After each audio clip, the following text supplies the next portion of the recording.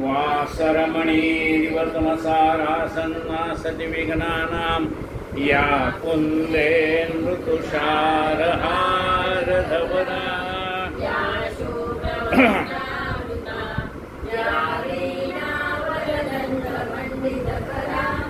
या श्वेतपद्मासना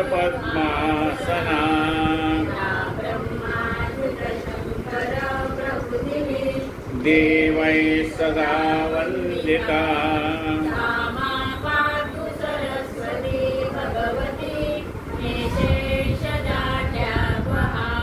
मूकं करोति वाचालं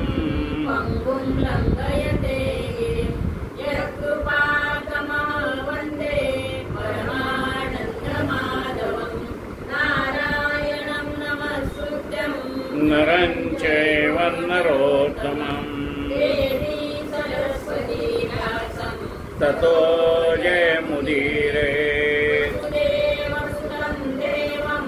कंसचाणूरमर्दनम् कृष्णं वन्दे जगद्गुरुम्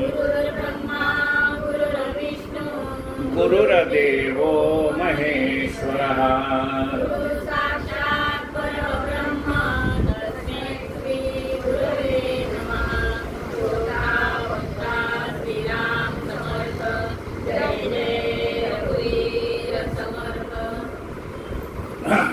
पाच दिवसानंतर आपल्या पुन्हा सेवेची संधी मिळते. काही आपलं सांभाळ तुम्हीच होता ना, तुम्ही आणि मेटकर ताईने. सेवा अखंड सुरू पाहिजे. दोन्ही ताईंनी मिळून हे 5 दिवस सेवा केलेली आहे.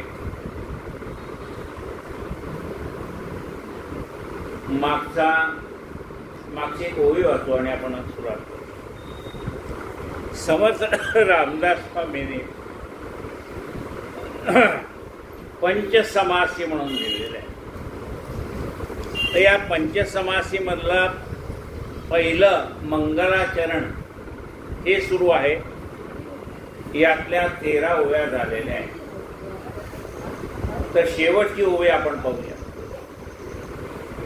तुमची कृपेचे उजेडे तुटे संसार साकडे दृश्यमायेचे मढे भस्मो निजाय श्रीराम. तुमच्या कृपेचे उजेडे, तुमच्या कृपेचा प्रकाश पडला म्हणजे प्रकाश आला की काय होईल? अंधार नाही होईल. सूर्याचा उदय झाला, रात्रीचा अंधार निघून गेला. तशी तुमची कृपा झाली, तुमच्या कृपेचा उजेड पडला म्हणजे तुमची कृपेचा प्रकाश. त्या प्रकाशात काय झालंय? संसाराचं साकडं सगळे निघून गेलं. दृश्य मायेचे मडे भस्म होऊन गेले. म्हणजे या दृश्यामध्ये आम्ही जे गुंतून पडलेलो होतो, म्हणजे जे दिसे भासते ते सारे विश्व नाशिवंत. दिसतं भासतं ते सगळं नाशिवंत आहे. पण आम्हाला तेच खरं वाटत असल्यामुळे आम्ही त्याच्यात गुंतून पडलो होतो. आता हे सगळं दृश्य नाहीसं झालेलं आहे. कशामुळे राहिलेलं आहे? तुमच्या कृपेचा प्रकाश पडला. त्या प्रकाशामध्ये हे सगळं आम्हाला आमचं अज्ञान नाहीसं.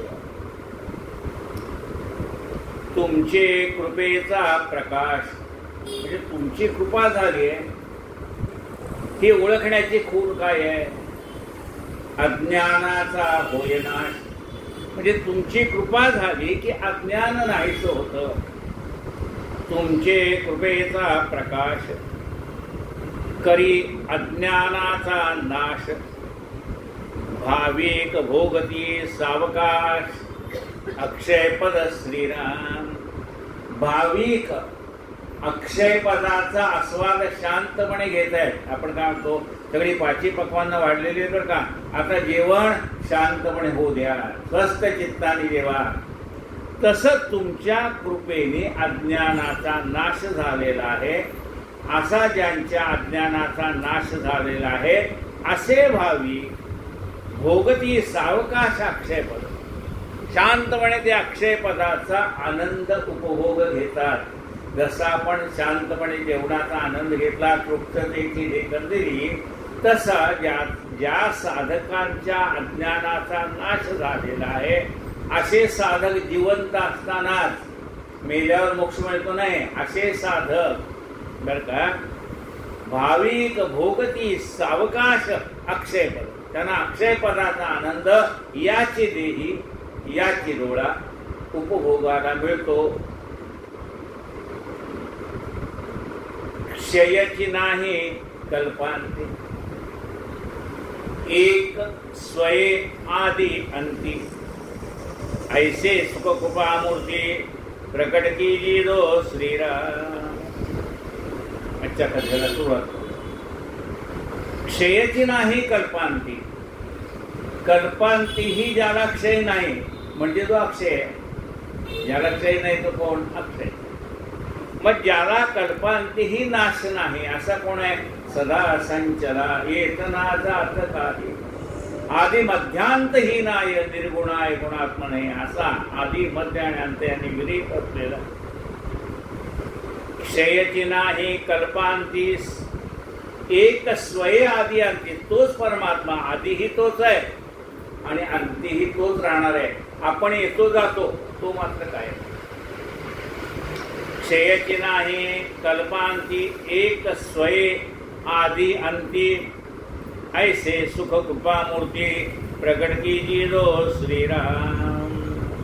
असं सुख या कृपामूर्तीने आम्हाला लाभ दिलेला आहे. त्यांची कृपा झाली आणि आम्हाला हे आदि अंती एकच असणारं परब्रह्म तत्व याचा अनुभव गुरु देत आहेत. जे साधनाचे निज साध्य, निगमागम प्रतिपाद्य, योगेश्वरांचे सद्य विश्रांती स्थळ श्रीराम. मग ह्या गुरुच्या कृपेने, त्याच्या कृपेच्या प्रसादामध्ये आम्हाला काय साध्य झालंय? जे साधनाचे निज साध्य, अनेक साधन करून जे प्राप्त व्हायला पाहिजे म्हणजे लगेच प्राप्त होत नाही, अनेक प्रकारची साधने केल्यानंतर प्राप्त होतं. पण ते केवळ गुरुच्या कृपेने आम्हाला एवढे कष्ट पण घ्यावे लागले नाही. जे साधनाचे निज साध्य, निगमागम प्रतिपाद्य, निगमागम जे वेदाने आणि ऋषीमुनीच्या मुखात आलेल्या वाक्याने प्रतिपादित केलेलं असं परब्रह्म तत्व.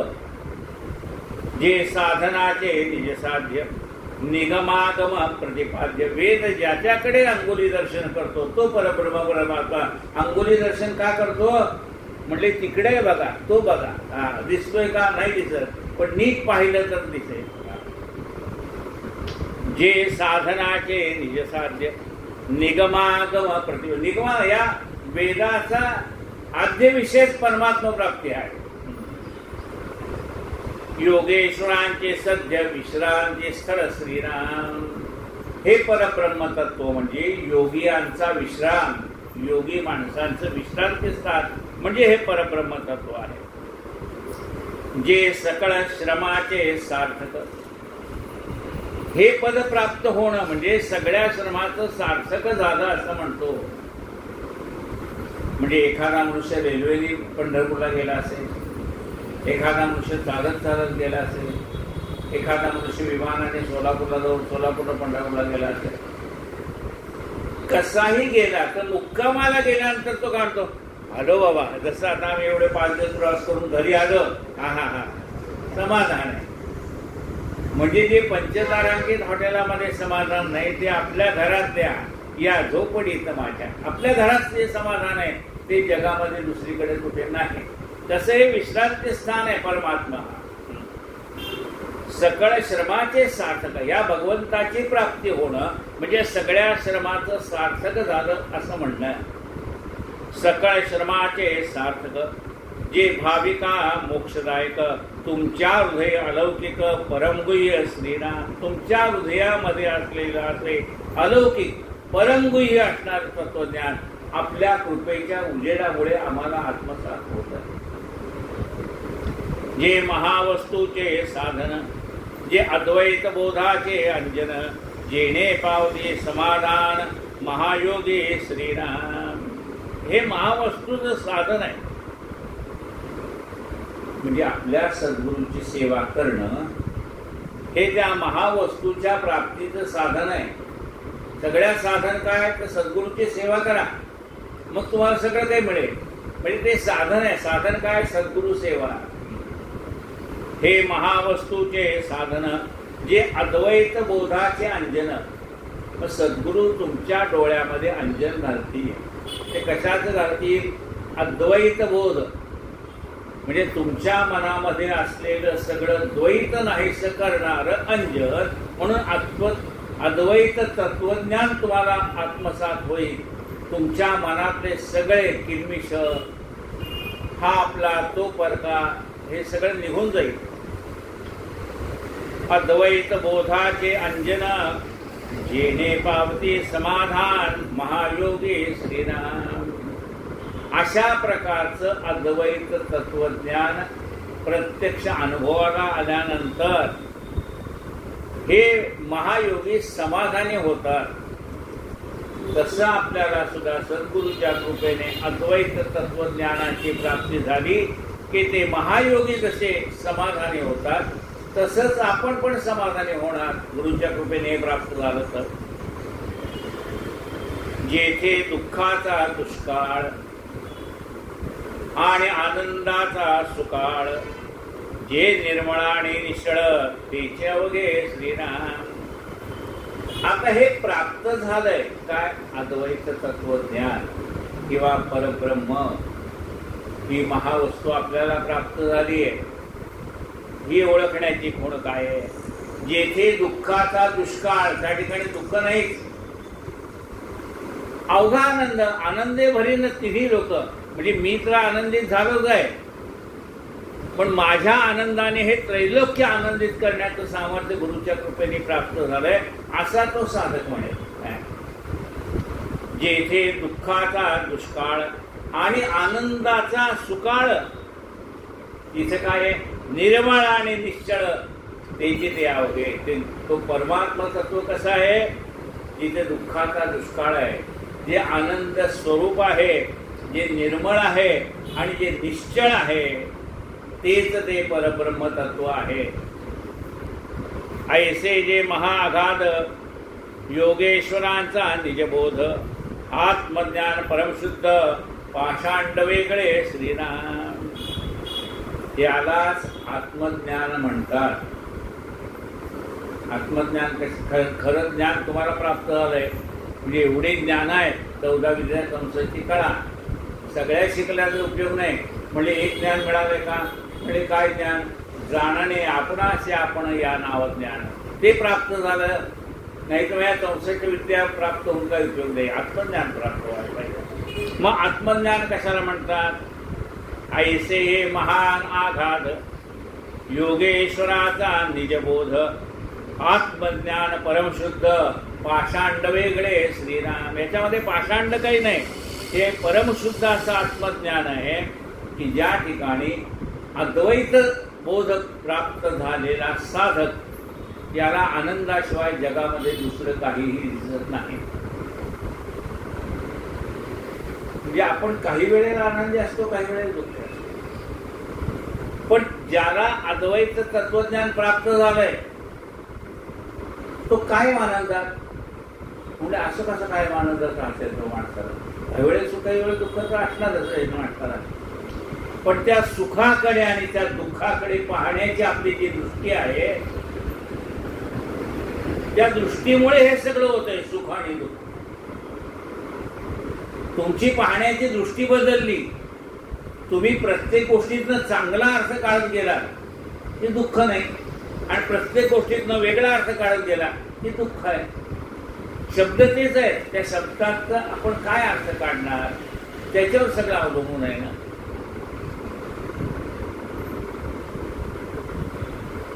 जे निर्मळ आणि निश्चळ तेचे अवघे श्रीराम. ऐसे जे महागाध योगेश्वरांचा निजबोध, आत्मज्ञान परमशुद्ध पाषांड वेगळे श्रीराम नाना मते मतांतरे सृष्टीत चालली अपारे तयामध्ये ज्ञान खरे वेदांत मते श्रीराम अनेक या सृष्टीमध्ये अनेक मत आहेत आणि मतांतर आहे म्हणजे प्रत्येकाचं मत वेगळं आहे हे असं का होतं म्हणाले सगळ्यांचं मत एक का होत नाही पिंडे पिंडे मतिर्भिन्ना पिंड म्हणजे हा देह पिंडे पिंडे मतिर्भिन्ना जेवढी माणसं तेवढी मतं आणि त्यामुळे एक मत होत नाही प्रत्येक म्हणतो माझं खरं नाना मते मतांतरे सृष्टीत चालली अपारे तयामध्ये ज्ञान खरे वेदांत मध्ये श्रीराम त्या सगळ्यात वेदांत काय सांगतंय आत्मज्ञान हेच खरं ज्ञान प्रत्येकाची मतं वेगळी तो म्हणतो नाही हे मिळालं की खरं ज्ञान आहे तो म्हणतो हे मिळालं की खरं ज्ञान आहे हा म्हणतो हे मिळालं की खरं ज्ञान मग वेदांचं मत काय आहे आत्मज्ञान हे सर्व ज्ञानामध्ये श्रेष्ठ ज्ञान आहे जे शास्त्रबाह्य घडले संत महंतासी बिघडले ते ज्ञानाची परी पडले पाषांडमती श्रीराम मग पाषांडमत असं म्हणतात ते काय म्हणले आत्मज्ञान परमशुद्ध पाषांड वेगळे श्रीराम हे पाषांड कशाला म्हणतात त्याचं विश्लेषण समर्थाने पुढे केले पाषांडमत म्हणजे काय त्याचं विश्लेषण समर्थ करतात शास्त्रबाह्य घडले जे शास्त्राने सांगितलंय ते खरं मानावं असं म्हणताय शास्त्रबाह्य मग शास्त्राला धरून म्हणजे शास्त्राला सोडून जी जी मतं मांडली जातात ती मतं पाषांड मत या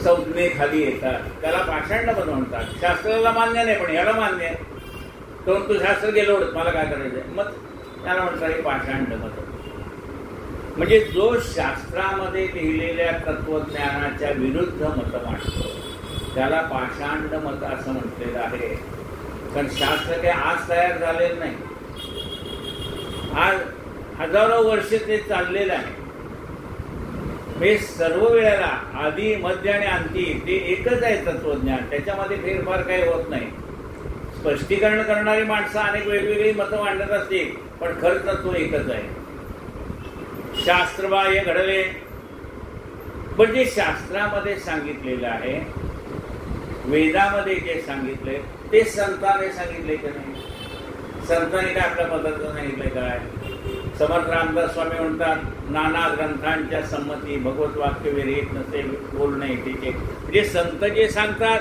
ते वेदाला धरून सांगतात पुराणाला धरून सांगतात शास्त्राला धरून सांगतात संत तुकाराम महाराज सांगतात वेदाचा तो अर्थ आमासीच ठावा हेराने वहावा भारत म्हणजे वेदाचा अर्थ आम्हाला कळतो असं कोण म्हणतात संत म्हणतात संतांनीच त्या वेदाची व्याख्या सर्वसामान्य माणसाला समजेल अशा भाषेत केलेली आहे मग शास्त्राच्या विरुद्ध वाकणाऱ्याला काय म्हणतात म्हणजे शास्त्राच्या विरुद्ध जी मतं मांडली जातात ती मतं पाषांड या संस्थेमध्ये या संज्ञेमध्ये धरावी संतांनी जे सांगितले त्याच्या विरुद्ध वागणारी माणसं आहेत त्यांची मतं सुद्धा पाषांड या संज्ञेखाली येतात ते ज्ञानाची परी पडले पाषांडमती ते ज्ञान आहे पण त्या ज्ञानाला विपरीत ज्ञान म्हणतात ज्ञान आणि विपरीत ज्ञान या विपरीत ज्ञानाला पाषांडमत असं म्हणतात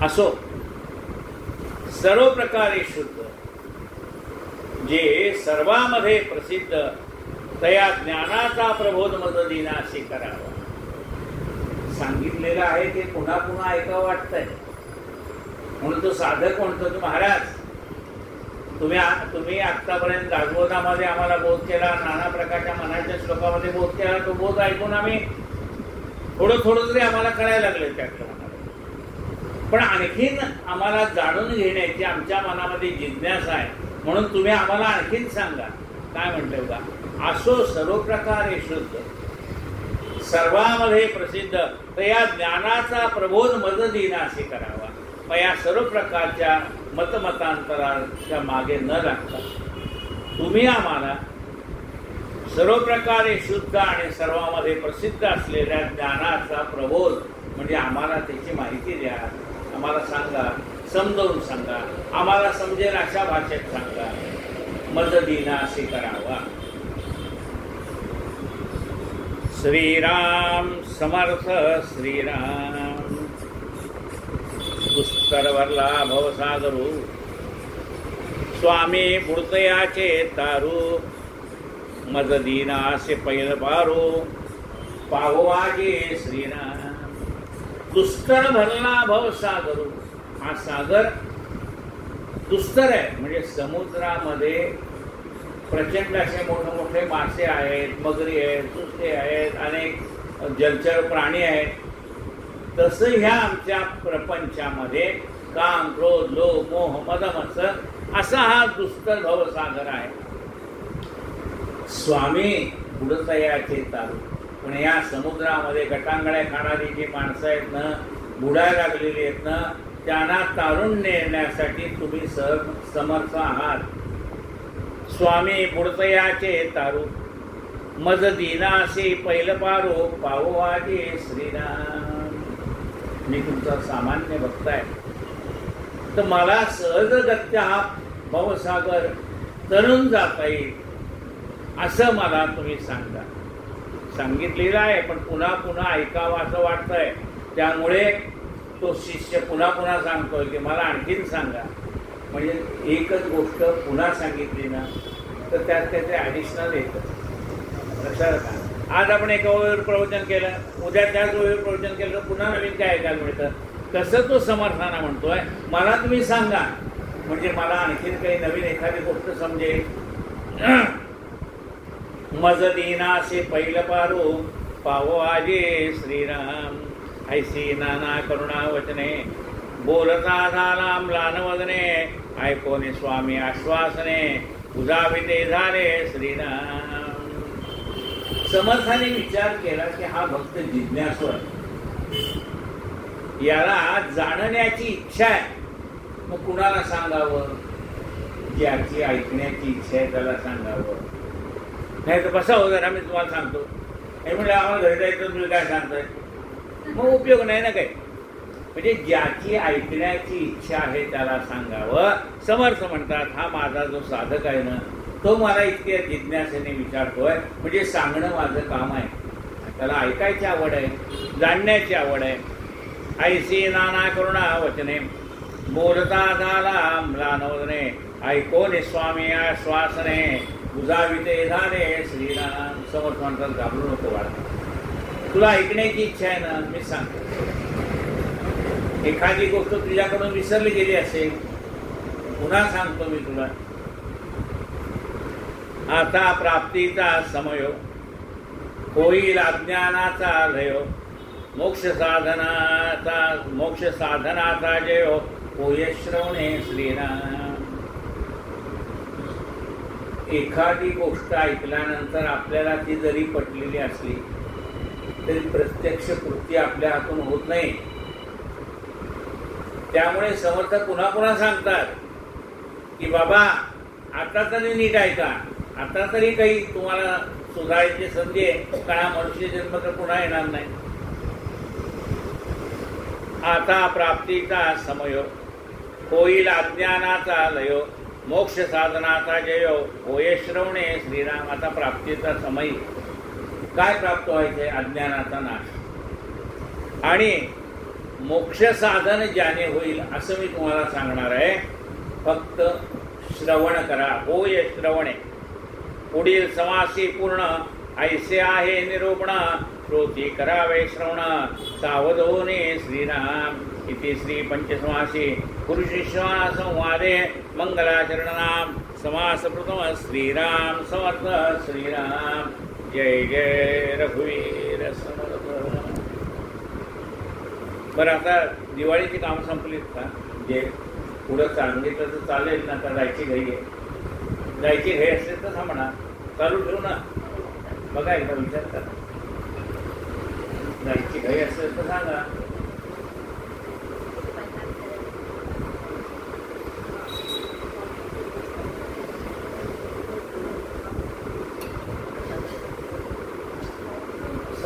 देत. आणखीन 10 मिनिटं आहे.